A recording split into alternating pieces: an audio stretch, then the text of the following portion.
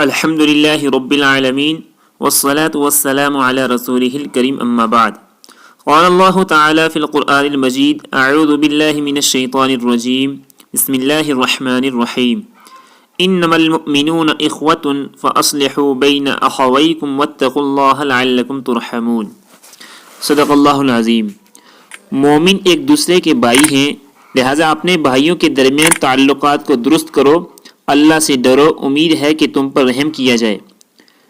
یوں تو سارے انسان حضرت آدم علیہ السلام کی اولاد ہیں، اس لیے اصولی طور سے آپس میں بھائی ہیں، مگر جو لوگ مسلمان ہیں، اللہ اور اس کے رسول اور یوم آخرت پر ایمان رکھتے ہیں، یقین رکھتے ہیں، وہ آپس میں بھائی ہیں۔ ایمان کا رشتہ انسانی بھائی چارگی اور اخوت کو مضبوط کرتا ہے، بلکہ اس ایمان کی خوبی یہ ہے کہ وہ خون کے رشتے سے زیادہ مضبوط اور متبرک رشتہ جوڑتا ہے۔ مسلمان ایک دوسرے کے درد و غم میں شریک رہتا ہے، ایک دوسرے کی خوشی اور راحت کا خیال رکھتا ہے، ایک دوسرے کی خوشحالی اور ترقی کی فکر کرتا ہے، ایک دوسرے کی عزت و آبرو اور جان و مال کی حفاظت کرتا ہے، اور ایک دوسرے کو نیکی اور بھلائی کے کاموں میں مدد دیتا ہے۔ یہ مسلمان دوسرے مسلمان کے لیے ایک خاندان کے افراد کی طرح ہی نہیں، بلکہ ایک جسم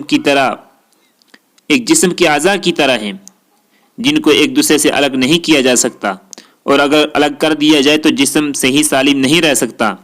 حضرت نعمان ابن بشیر رضی اللہ تعالیٰ عنہ روایت کرتے ہیں، جناب نبی کریم صلی اللہ علیہ وسلم نے ارشاد فرمایا، مومنوں کو آپس میں محبت، رحمت اور مہربانی کرنے کے معاملہ میں دیکھو گے کہ ایک جسم کی طرح ہیں۔ جب جسم کے کسی حصہ میں تکلیف ہوتی ہے تو سارا جسم بخار اور رت کے جگہ میں مبتلا ہو جاتا ہے۔ رسول اللہ صلی اللہ علیہ وسلم نے مسلمانوں کی بھائی چارہ اور محبت کی مثال یا تو انسانی جسم سے دی ہے، جس کے ہر عضو کا دوسرے سے اٹوٹ رشتہ اور تعاون ہوتا ہے، یا ایسی عمارت اور دیوار سے دی ہے جس کی اینٹیں باہم ملی اور جڑی ہوئی ہوتی ہیں، ان کے ملنے سے ہی دیوار کا وجود باقی ہے، اور جب یہ مل نہ سکیں تو دیوار کمزور ہو کر ڈھہ جاتی ہے، گر جاتی ہے۔ حضرت ابو موسیٰ اشعری رضی اللہ تعالیٰ عنہ روایت کرتے ہیں کہ رسول اللہ صلی اللہ علیہ وسلم نے فرمایا، ان المؤمن للمؤمن کالبنیان یشد بعضه بعضا وشبک اصابعہ۔ ایک مومن دوسرے مومن کے لیے دیوار کی مانند ہے جس کی اینٹیں ایک دوسرے کو قوت عطا کرتی ہیں۔ یہ کہتے ہوئے رسول پاک صلی اللہ علیہ وسلم نے اپنی انگلیوں کے ایک دوسرے میں پیوست کر کے بتایا۔ رسول اللہ صلی اللہ علیہ وسلم نے اپنی انگلیاں ایک دوسرے میں پیوست کر کے بتایا۔ اسلام نے مسلمانوں کے ایک دوسرے کا بھائی قرار دیا ہے۔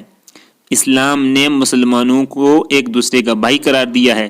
مسلمان وہ ہے جو اللہ اور اس کے رسول اور یوم آخرت پر ایمان رکھتا ہے، خواہ وہ کسی ملک کا ہو، کسی رنگ کا ہو، کسی قبیلہ اور برادری کا ہو، کسی مسلک اور جماعت سے تعلق رکھتا ہو، کسی مشرب اور نقطہ نظر کا حامل ہو۔ اگر وہ مسلمان ہے تو دوسرے مسلمان کا بھائی ہے۔ اسلامی اخوت کے لیے اس کا مسلمان ہونا کافی ہے۔ ایسے کسی بھی مسلمان کے ساتھ وہی سلوک اور محبت ہونی چاہیے جس کے بارے میں روایت عبداللہ بن عمر رسول کریم صلی اللہ علیہ وسلم نے فرمایا، ایک مسلمان دوسرے مسلمان کا بھائی ہے، نہ تو اس پر وہ ظلم کرتا ہے، نہ اسے ظلم کرنے کے لیے کسی کے حوالہ کرتا ہے۔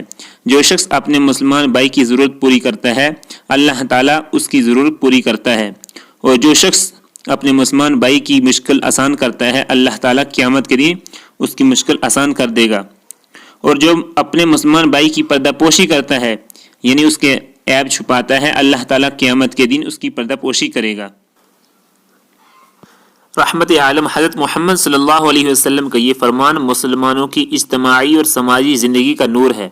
غور کیجئے کہ مسلمان کو بھائی سمجھنے کا مطلب صرف زبان سے بھائی صاحب کہنا نہیں ہے، بلکہ اس کے ساتھ برادرانہ سلوک کرنا ہے، اور اس سلوک کا اظہار اس حدیث کی روشنی میں 5 باتوں سے ہوتا ہے۔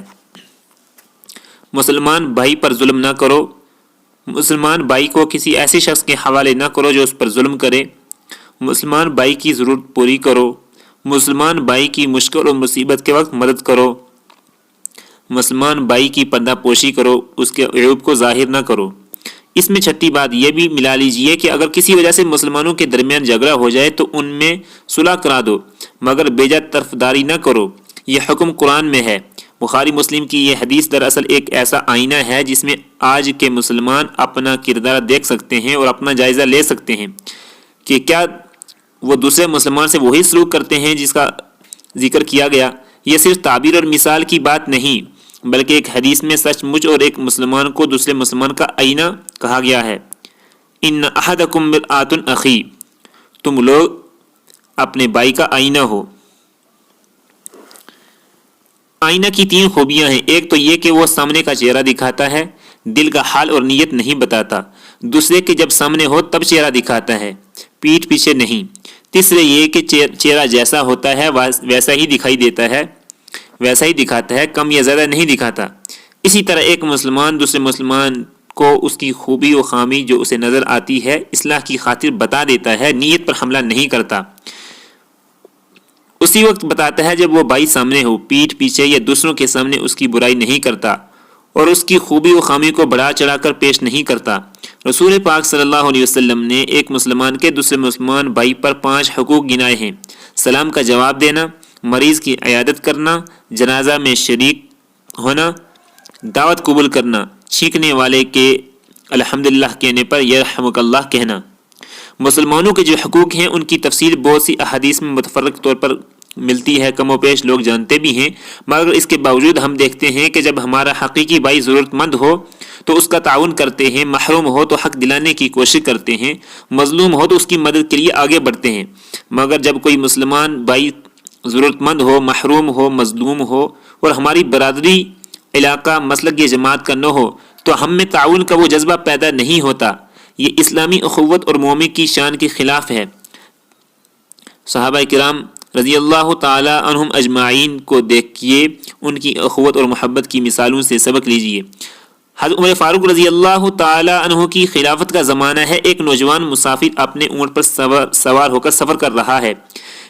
ریگستان کی دھوپ میں دم لینے کے لیے ایک پیڑ کے نیچے آرام کرتا ہے اور اونٹ کو باندھ دیتا ہے۔ اس کی آنکھ لگ جاتی ہے اور اونٹ رسی کو توڑ کر برابر کے باغ میں گھس جاتا ہے۔ باغ کا بوڑھا مالک جب اونٹ کو اپنے باغ میں گھسا ہوا دیکھتا ہے تو آواز دیتا ہے، پتھر اٹھا کر مارتا ہے، جس سے اونٹ زخمی ہو جاتا ہے اور آنکھ ختم ہو جاتی ہے۔ نوجوان گھبرا کر اٹھتا ہے اور اونٹ کی حالت دیکھ کر غصہ میں آ جاتا ہے، اسی پتھر سے باغ کے مالک کو مارتا ہے۔ مالک وہیں مر جاتا ہے۔ باغ والے کے بیٹے دوڑتے ہوئے آتے ہیں اور نوجوان مسافر کو پکڑ کر امیر المؤمنین حضرت عمر رضی اللہ تعالیٰ عنہ کے سامنے قصاص یعنی بدلہ کا فیصلہ کرنے کے لیے پیش کرتے ہیں۔ نوجوان اپنی غلطی تسلیم کرتا ہے مگر سزا قبول کرنے سے پہلے 1 دن کی مہلت مانگتا ہے، وہ اپنے گھر جا کر واپس آ جائے۔ خلیفہ کہتے ہیں کہ کیا ضمانت ہے کہ تم سچ مچ واپس آ جاؤ گے؟ اس نے کہا اللہ گواہ ہے۔ خلیفہ نے کہا کوئی تمہاری ضمانت لے تو میں تم کو اجازت دیتا ہوں۔ اس نے کہا یہاں کوئی مجھے نہیں جانتا، کون میری ضمانت لے گا؟ یہ سن کر بزرگ صحابی رسول حضرت ابو ذر غفاری رضی اللہ تعالیٰ عنہ آگے بڑھتے ہیں اور فرماتے ہیں کہ میں اس نوجوان کی ضمانت لیتا ہوں۔ خلیفہ نے اسے اگلے دن تک کی مہلت دے دی۔ اگلے دن دیر لگی تو لوگوں نے سمجھا کہ شاید وہ نوجوان نہیں آئے گا اور قصاص میں حضرت ابو ذر غفاری رضی اللہ تعالیٰ عنہ کو جان دینی پڑے گی۔